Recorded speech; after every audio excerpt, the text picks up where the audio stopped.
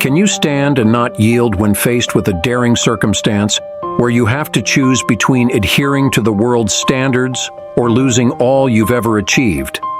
For example, if you are asked to either become corrupt or lose your job, would you rather lose your job than become corrupt? Or would you choose to become corrupt because the world is doing it and you wouldn't be the first? Well, let's ponder that in our hearts as we dive into the story of Genesis chapter 39.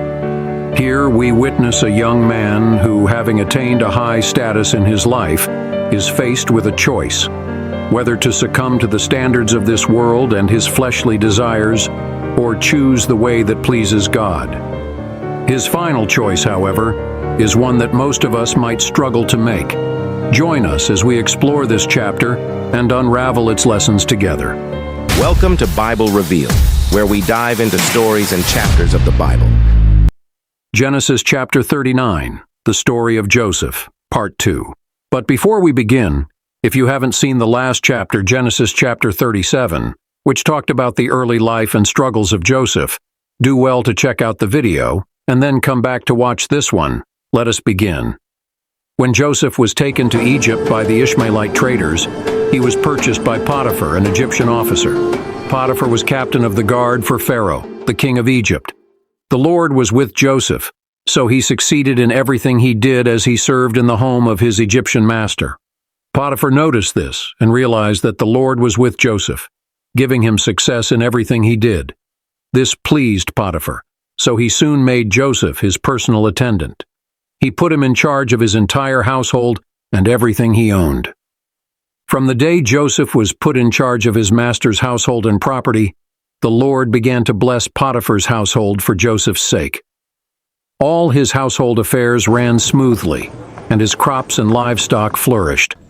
So Potiphar gave Joseph complete administrative responsibility over everything he owned. With Joseph there, he didn't worry about a thing, except what kind of food to eat.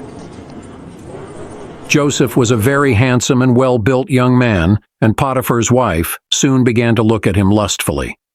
"Come and sleep with me," she demanded. But Joseph refused.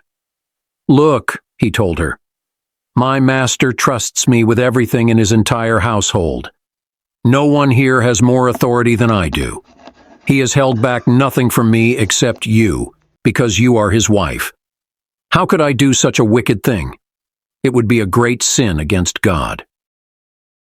She kept putting pressure on Joseph day after day, but he refused to sleep with her, and he kept out of her way as much as possible. One day, however, no one else was around when he went in to do his work. She came and grabbed him by his cloak, demanding, "Come on, sleep with me." Joseph tore himself away, but he left his cloak in her hand as he ran from the house. When she saw that she was holding his cloak and he had fled, she called out to her servants. Soon all the men came running. "Look," she said, "my husband has brought this Hebrew slave here to make fools of us. He came into my room to rape me, but I screamed. When he heard me scream, he ran outside and got away, but he left his cloak behind with me." She kept the cloak with her until her husband came home. Then she told him her story. "That Hebrew slave you've brought into our house tried to come in and fool around with me," she said. "But when I screamed, he ran outside, leaving his cloak with me." Potiphar was furious when he heard his wife's story about how Joseph had treated her. So he took Joseph and threw him into the prison where the king's prisoners were held, and there he remained. But the Lord was with Joseph in the prison and showed him his faithful love. And the Lord made Joseph a favorite with the prison warden. Before long, the warden put Joseph in charge of all the other prisoners and over everything that happened in the prison.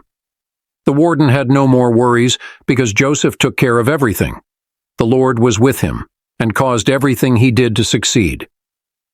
Genesis chapter 39 offers valuable lessons on integrity, resilience, and the sovereignty of God.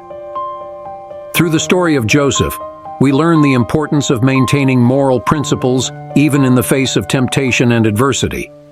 Joseph's steadfastness in resisting Potiphar's wife's advances highlights the power of faithfulness to God and the consequences of compromising one's values.